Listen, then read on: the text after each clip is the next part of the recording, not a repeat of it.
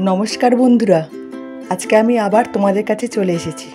রোজ সকালে ঘুম থেকে উঠে প্রথমে চিন্তা করে নিই সেদিন কি কি কাজ করব। আজ ঠিক করেছি ঘরের আসবাবপত্রগুলো যতটা সম্ভব পারবো ঝাড়পোছ করে নেব, আর দরজা জানলাগুলো পরিষ্কার করে নেব।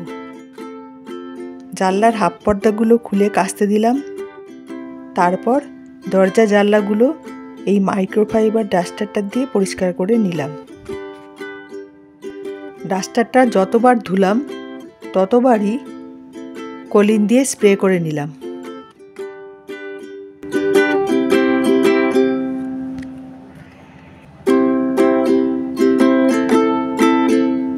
সকালে উঠে প্রথমে সবার অফিসের টিফিন বানিয়ে নিয়েছি। সবাই অফিসে বেরিয়ে গেলে আমি দুপুরে রান্নাটা করে নিলাম। আজ আর বেশি কিছু রান্না করিনি।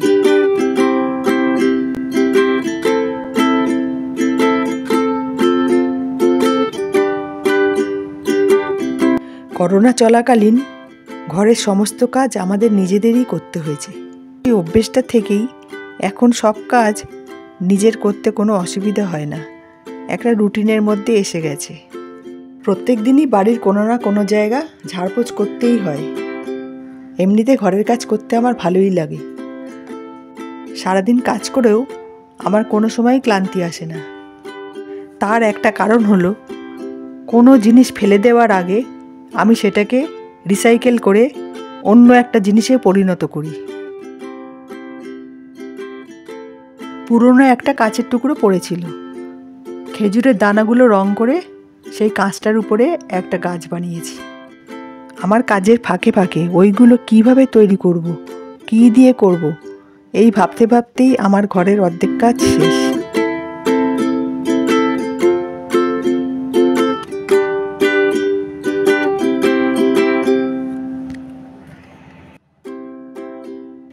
এইটা একটা রঙের কৌটো।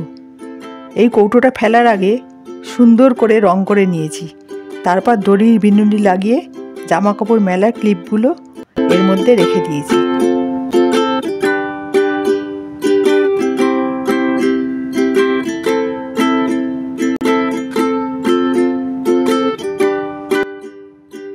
পুরনো টেবিল টপটা ফেলার আগে গাছের পাতা আর ফেব্রিক কালার দিয়ে একটা সিনারি বানিয়েছি। এতে আছে কদম পাতা, লিচু পাতা, নিম পাতা আর তুলসী পাতা। মাথায় সবসময় এইসব ঘুরতেই থাকে আর আমি বানাতেই থাকি।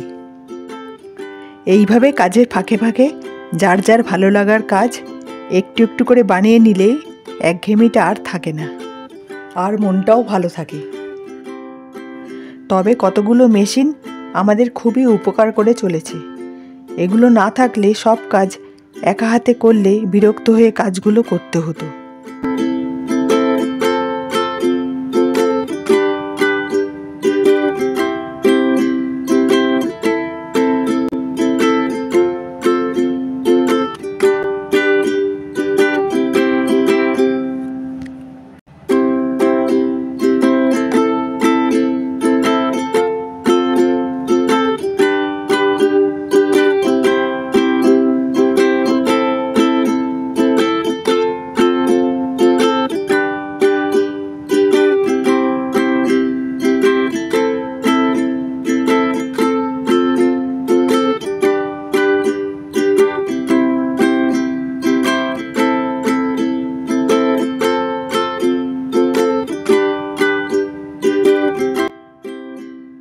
আজকের মতো ঘর পরিষ্কার করা শেষ। এবারে একটু বিশ্রাম নেব, তারপর স্নান করে পুজো করব। দুপুরে আমার বই পড়া, গান শোনা আর একটু ঘুমানোর সময়।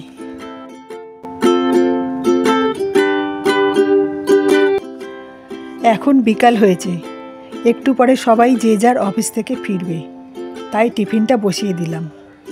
আবার অন্য একদিন আসবো। তোমরা সবাই ভালো থেকো।